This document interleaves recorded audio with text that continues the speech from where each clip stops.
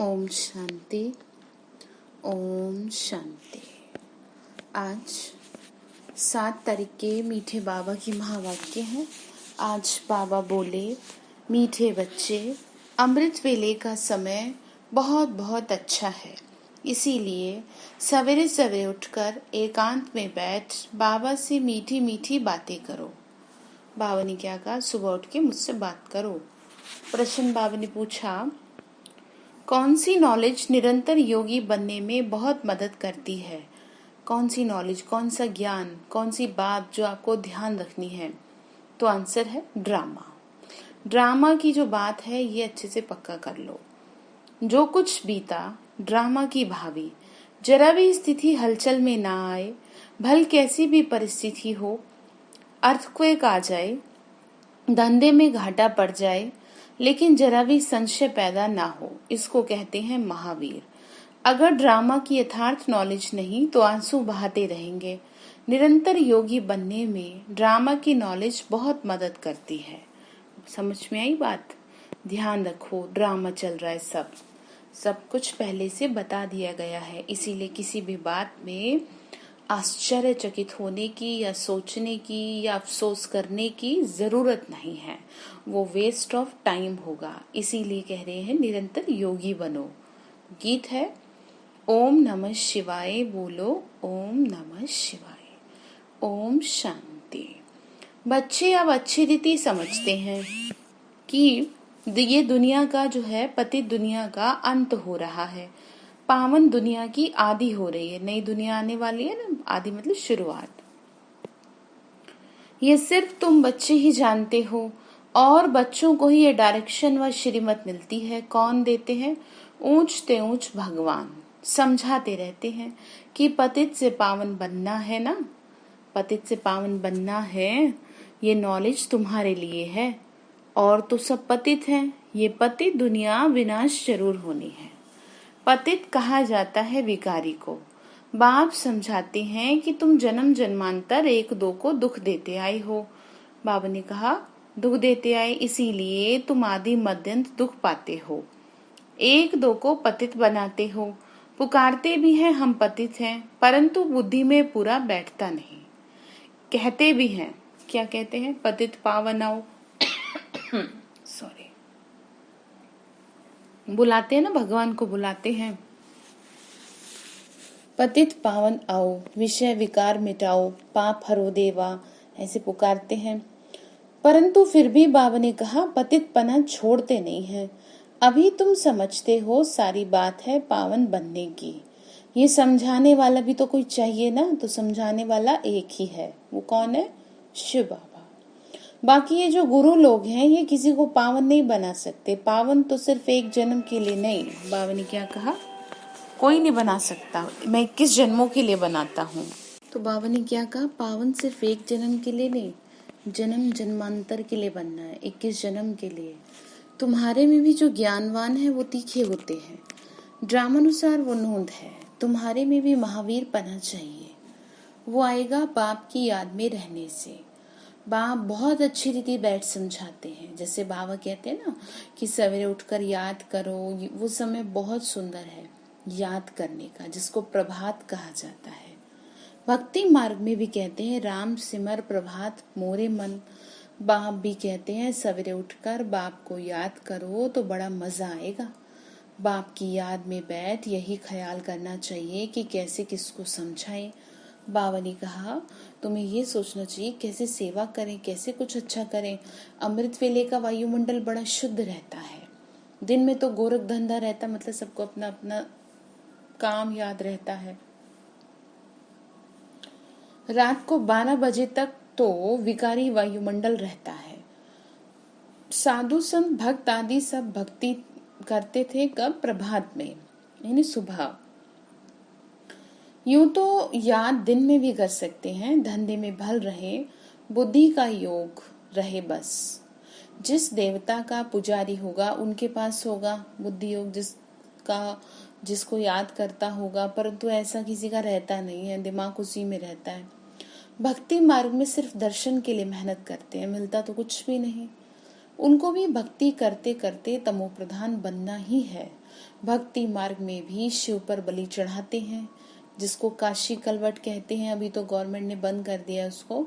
शिव को याद करते करते कुएं में कूद पड़ते थे, बहुत प्यार होता था ना। तो या ये कहें कि भक्ति में कई पहले के टाइम में भावना बहुत रहती है लोगों को कि दर्शन दो, नहीं तो हम अपनी बलि चढ़ाएंगे। तो इस तरह करते थे शिव के ऊपर। बाबा ने कहा यह है ज्ञान मार्ग की बलि, यहाँ तुमको किसकी बलि चढ़ानी है? मैं पन की। वो भी मुश्किल है। बाबा ने कहा ये भी मुश्किल है, जो दुनिया में भक्ति में किया, भक्ति मार्ग में इससे कुछ फायदा नहीं है। बाबा ने कहा इसे बलि चढ़ाने से गर्दन वो कट जाती थी, काट के चढ़ा देते थे, मतलब वो कुछ इस तरह से होता था ना एक। तो बाबा ने कहा फायदा थोड़ी उससे कुछ। ये जैसे आत्मा अपने शरीर का घात करती है, ये कोई ज्ञान नहीं है। तभी गवर्नमेंट ने बंद कर दिया। तो वह भी कह देते हैं आत्मा सो परमात्मा। आत्माभिमानी तो एक बाप ही है ना, जो बच्चों को समझाते हैं कि परमात्मा तो मैं एक ही हूँ। बाबा ने क्या कहा, मैं समझाता हूँ, तुम्हारा पिता तो मैं एक ही हूँ ना। हम आत्मा सो परमात्मा कहना ये तो बड़े ते बड़ी झूठ है, बड़े ते बड़ी भूल भी कह सकते हैं। ये नहीं हो सकता। बाप कहते हैं मैं आता ही हूँ पतितों को पावन बनाने, सो मैं पावन बना रहा हूँ। बाकी तो ड्रामा में जो होना है सो होगा। बाबा ने क्या कहा, मेरे आने का काम है तुम्हें साफ सुथरा करना, तुम्हें पावन बनाना। बाकी जो भी कुछ हो रहा है वो तो होगा ही, ठीक है। बाबा ने कहा समझो अर्थक्वेक होती है, यानी प्राकृतिक आपदाएं आती हैं, छत गिर जाती है, कहेंगे भावी। कल पहले भी ऐसे हुआ था, इसमें जरा भी हिलने की जरूरत नहीं है। क्या कहा, इसमें जरा भी परेशान होने की जरूरत नहीं है कि ऐसे क्यों हुआ, ठीक है।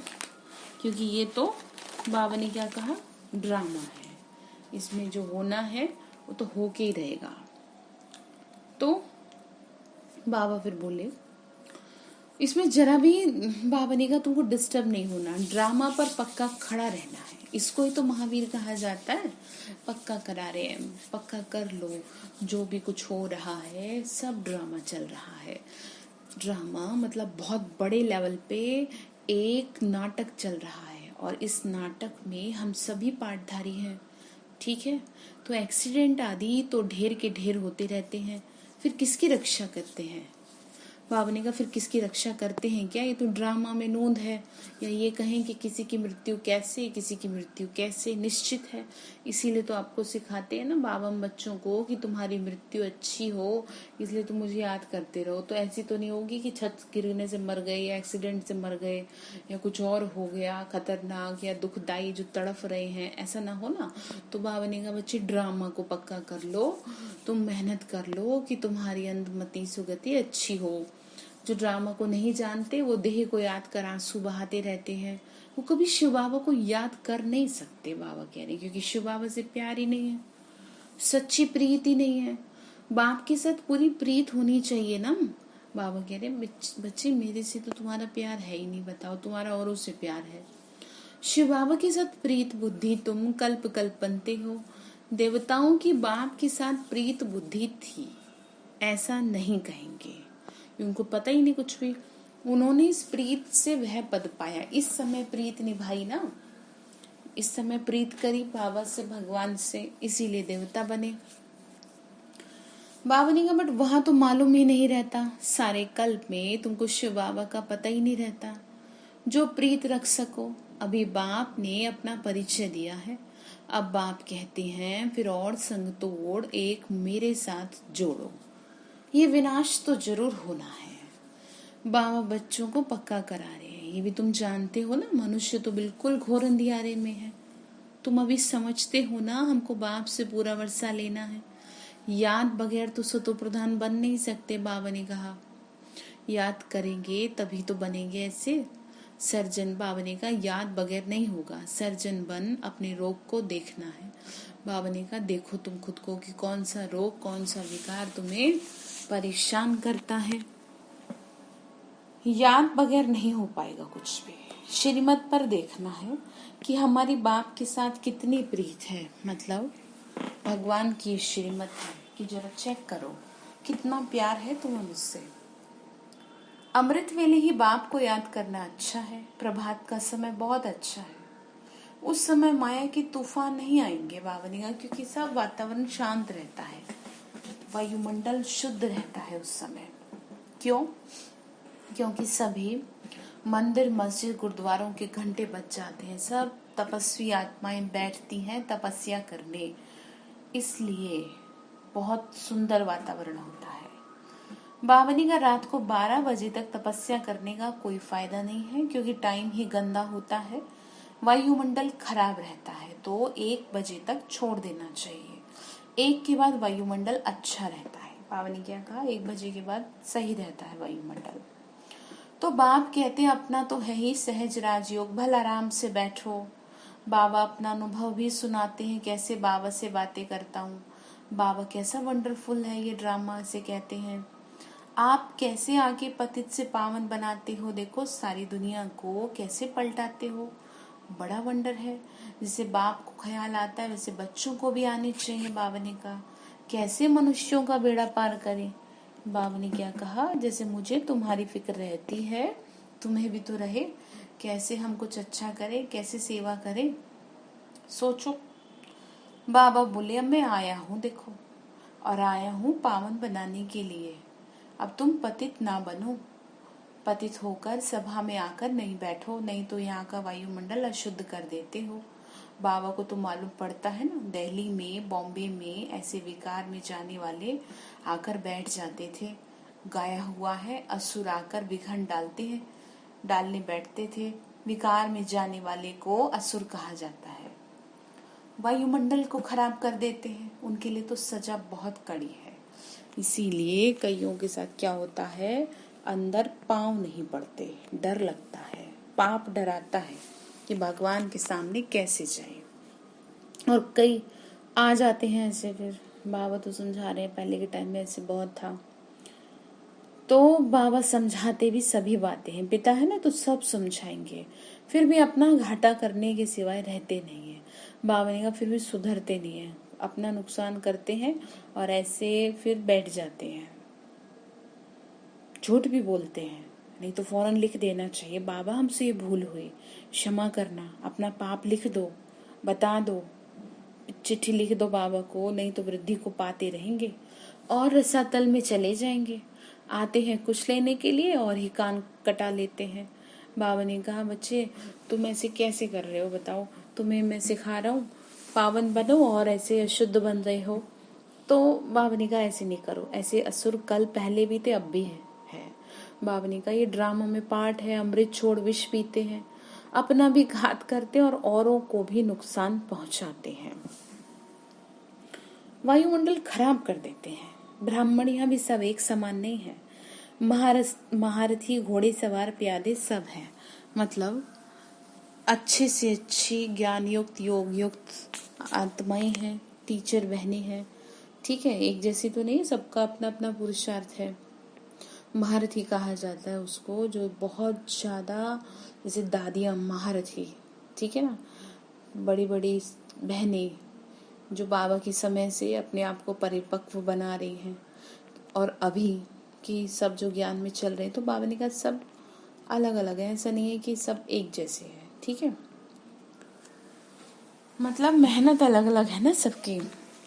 तो फिर बाबा ने कहा तुम बच्चों को बता खुशी होनी चाहिए, बाबा मिला और बाकी क्या।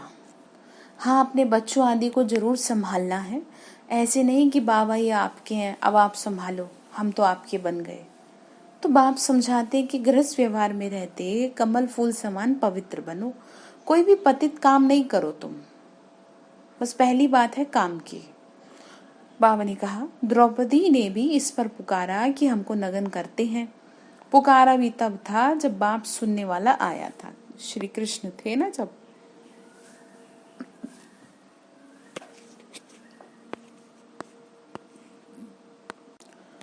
बाबा ने कहा बाप के आने से पहले किसी ने पुकारा ही नहीं था, ठीक है, जब आया तभी तो ना, किसको पुकारेंगे, बाबा आया है तभी तो पुकारते हैं ना।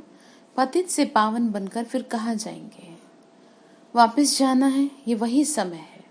सबका सदगति दाता लिबरेटर एक ही है, यहाँ तो दुख है, साधु संत आदि कोई भी सुखी हो न सके। दुखों की दुनिया है ना, सबको कोई ना कोई दुख रोग आदि है।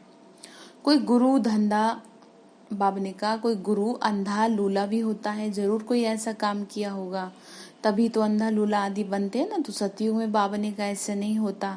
इसीलिए बाबा कहते हैं अपनी किसी भी कर्म इंद्री से कुछ गलत मत करना, नहीं तो ये सजा बन जाएगी तुम्हारे लिए पूरे जीवन भर की। तो मनुष्य थोड़ी समझते हैं, बाबा तो समझाते हैं, पिता है ना, इसीलिए हर बात अच्छी से अच्छी बुरी से बुरी समझाते हैं। जैसे माँ बाप को बच्चों को कोई भी बात समझाने में कुछ भी वो नहीं होती ना, मतलब हेजिटेशन नहीं होती, क्योंकि बच्चे हैं। तो बाबा भी क्या है, हमें हर बात समझाते हैं, बच्चे ऐसे मत करो। बाकी मानना ना मानना तो बच्चों पे है, फिर देख लेंगे बच्चे। तो बाप ही ज्ञान का सागर पतित पावन है, बाकी तो सब है भक्ति। वो भक्ति मार्ग ही अलग है, वो है सीढ़ी उतरने का मार्ग। उतरने में, जीवन बंध में आने में 84 जन्म लगते हैं और फिर 1 सेकंड लगता है जीवन मुक्त बनने में। अगर उनकी मत पर चल बाप को याद करें तो, बाबा ने क्या कहा, 1 सेकंड कब लगेगा, जब मत पे चलेंगे। नंबरवार तो है ना, कहते हैं हमको फलानी टीचर मिले तो अच्छा है, तो जरूर खुद कमजोर है तभी तो कहते हैं फलानी को 2-4 मास के लिए भेज दो। तो बाबा कहते हैं ये भी भूल है, तुम ब्राह्मणी को क्यों याद करते हो, जबकि बाप सहज रास्ता बताते हैं, जैसे कहीं जरूरत होती है, नहीं होता कोई तो ऐसे कहते हो। बाबा ने कहा तुम खुद भी तो करो कुछ, सिर्फ बाप को याद करो और सुदर्शन चक्र फिराओ, औरों को भी समझाओ, बस। इसमें ब्राह्मणी आकर क्या करेंगे, ये तो सेकंड की बात है। तुम धंधे दोरी में ये भूल जाते हो, फिर भी ब्राह्मणी यही कहेगी मन मना भव, मतलब मन ही मन में बाबा को याद करो।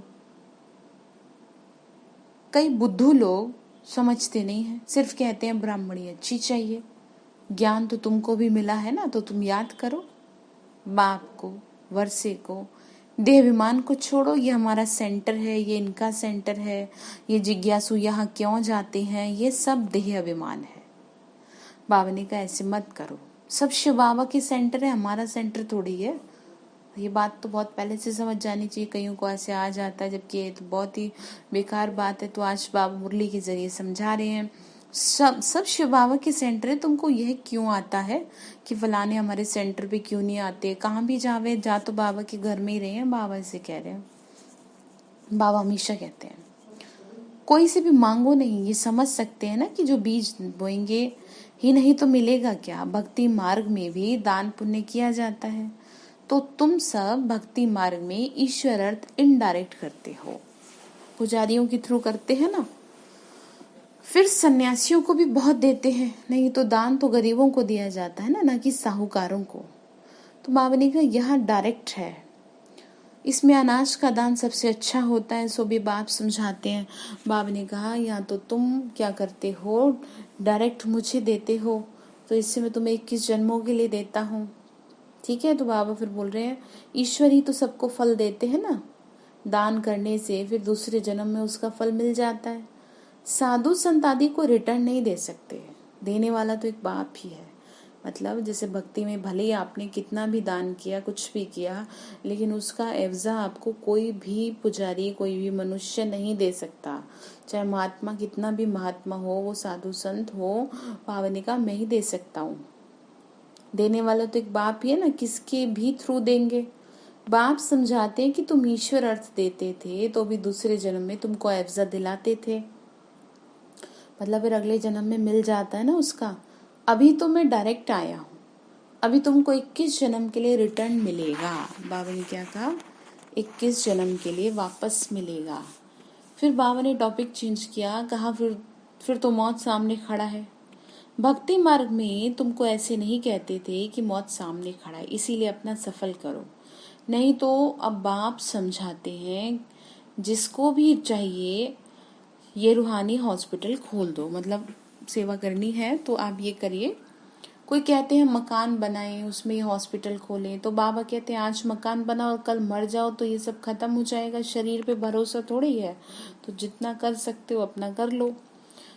फिर जो है उसमें ही तब तक एक कमरा रख दो। बाबा ने कहा तुम्हारे पास जैसा भी है तुम उसमें ही अब तब तक थोड़ा टाइम के लिए रख दो, ये थोड़ी है कि कब बनेगा। ठीक है, तो समझा रहे हैं। किसी के पास कमरा नहीं है तो एक छोटा सा कॉर्नर तो होगा, तो जिसमें रूहानी हॉस्पिटल, रूहानी कॉलेज बनाओ, बाबा की सेवा हो, बैठ के बाबा को वहीं याद करो, तो बहुतों का कल्याण करेंगे, तो बहुत ऊंच पद पाएंगे। समझ में आया? तो कल्याण के निमित्त बनेंगे ना। अच्छा, मीठे मीठे सिक्के लद्दे बच्चों प्रति माता पिता बाप दादा का याद प्यार और गुड मॉर्निंग। रूहानी बाप की रूहानी बच्चों को नमस्ते। रूहानी हम बच्चों की रूहानी माता पिता बाप दादा को नमस्ते। नमस्ते बाबा, नमस्ते। शुक्रिया बाबा, शुक्रिया। तो धारणा के लिए मुख्य सार है, श्रीमत पर अपने आप को देखना है कि इस विनाश काल में मेरी एक बाप से सच्ची प्रीत है। बाबा ने कहा चेक करना है तुमको कि इस विनाश के समय में मेरी बुद्धि कहीं भटक तो नहीं रही, और सब संग तोड़ एक के संग जोड़नी है। बुद्धि जोड़नी है ना बाबा से। कभी कोई विक्रम करके असुर तो नहीं बनते, ऐसी चेकिंग कर स्वयं को परिवर्तन करना है, कोई पाप नहीं करना। दूसरी पॉइंट है, इस शरीर पर भरोसा नहीं, इसीलिए अपना सब कुछ सफल करना है। अपनी स्थिति एकरस अचल बनाने के लिए ड्रामा की रास को बुद्धि में रख के चलना है। बाबा ने क्या कहा, स्थिति कैसे बनानी है? एक रस, और ड्रामा को बुद्धि में रखना है। वरदान दिया बाबा ने, निष्काम सेवा द्वारा विश्व का राज्य प्राप्त करने वाले विश्व कल्याणकारी रहमदिल भव। निष्काम सेवा द्वारा तभी मिलेगा राज्य, और वो कौन सी आत्माएं जो करेंगी? वो रहमदिल होंगी, विश्व कल्याणकारी होंगी। बाबा ने कहा निष्काम सेवा द्वारा विश्व का राज्य प्राप्त करने वाले विश्व कल्याणकारी रहमदिल भव। जो निष्काम सेवाधारी है, मतलब कोई कामना नहीं है, उन्हें कभी ये संकल्प नहीं आ सकता कि मैंने इतना किया, मुझे इससे कुछ शान मान व महिमा मिलनी चाहिए। ये भी लेना ही तो हुआ। फिर बाबा ने कहा दाता के बच्चे अगर लेने का संकल्प भी करते हैं तो दाता नहीं हुए। ये लेना भी देने वाले के आगे शोभता नहीं है। जब ये संकल्प समाप्त हो तब विश्व महाराजन का स्टेटस प्राप्त होगा। ऐसा निष्काम सेवाधारी बेहद का वैरागी ही विश्व कल्याणकारी रहमदिल है। ठीक है, थोड़ी भी सेवा करी तो ये नहीं मेरी भी क्या हो, मेरी भी इम्पोर्टेंस बढ़े, मेरे भी तो हो, रेस्पेक्ट हो, मेरा सम्मान। बाबा ने कहा नहीं, तुम्हें ये सब से दूर रहना है। स्लोगन है, अपनी गलती दूसरों पर लगाना ये भी परचिंतन है। क्या कहा? अपनी गलती दूसरों पे लगाना, तो ध्यान रखें ऐसा ना करें। तो बाबा ने आज होमवर्क दिया। क्या होमवर्क दिया बाबा ने? कि श्रीमत पर अपने आप को देखना है कि जिस हिसाब से आपको श्रीमत मिली है, क्या उस हिसाब से आपकी बाबा से प्रीत है, और नहीं है तो क्यों नहीं है, चेक करें और बाबा को बताएं। अच्छा, ओम शांति।